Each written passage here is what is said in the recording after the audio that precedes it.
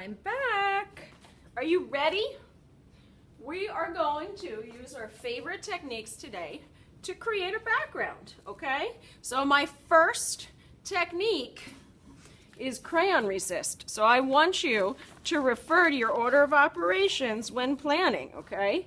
I'm going to use crayon resist and I'm going to turn it sideways and get a little down. I know crayon resist is first because I'm looking at my order of operations in my notes, okay? I'm armed with a new tool today. Instead of creating wet on wet with a brush, I'm going to use a spray bottle. It's much faster, okay? Let that soak in a little bit while I tell you about some of our new stuff. We have liquid watercolor.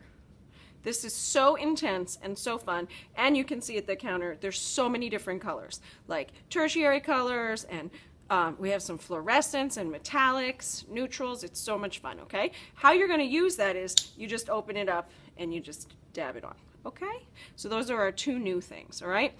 Now I've kind of let the water soak in. We're going to have a lot of fun. So, oh goodness. So I'm going to start by putting down some color. And you can see with the wet on wet, we're having a lot of fun.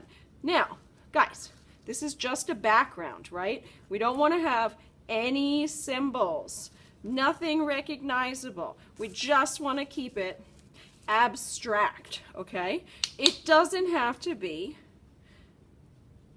perfect. One suggestion I would have, though, is work your corners. Go all the way to your corners. Otherwise, for our project, it's not as pretty. Now I can go back, and you know, it doesn't have to be pretty, but just trust me, for what we're doing, you want to have some colors. We can go in now with the brush and use these old standbys, okay? We don't have to use just the liquid watercolors, but they're super fun, okay? And look, I can draw, it's like, hello, come with me. I can tease that water and bring that over here. I can bring it in. I like having a little bit of white paper coming through, but I don't want to have like a halo of white around, okay? We want to think, and we're going to talk about warms and cools, okay? I think you should keep it with either warms, like fires, like yellows, oranges, and reds, or cools, the opposites, your purples, your blues and greens and turquoises, okay, the other side of the color wheel.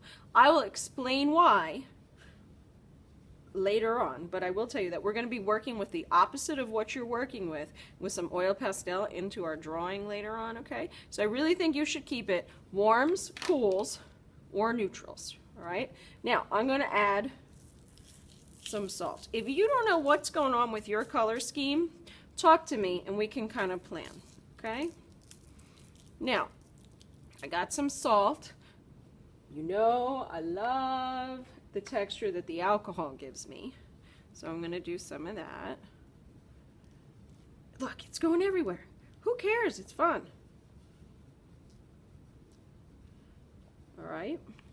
Now, here's something fun we didn't have last time. We got some gold, silver, pearl, bronze. These are fun. And these are freebies. If you're doing warm or cool, it doesn't matter if you add a little bit of metallic because it just gives you a little something. Don't go crazy though. Just a little something. Now, say you get an area and you want it to be more diffused, like maybe you don't like these puddles. Hit it with a little water. Spread that out, okay? And then you can use, say you choose to use the plastic wrap, you can do one giant plastic wrap, or maybe this area here is nice and wet. I'm going to put my plastic wrap on here, okay?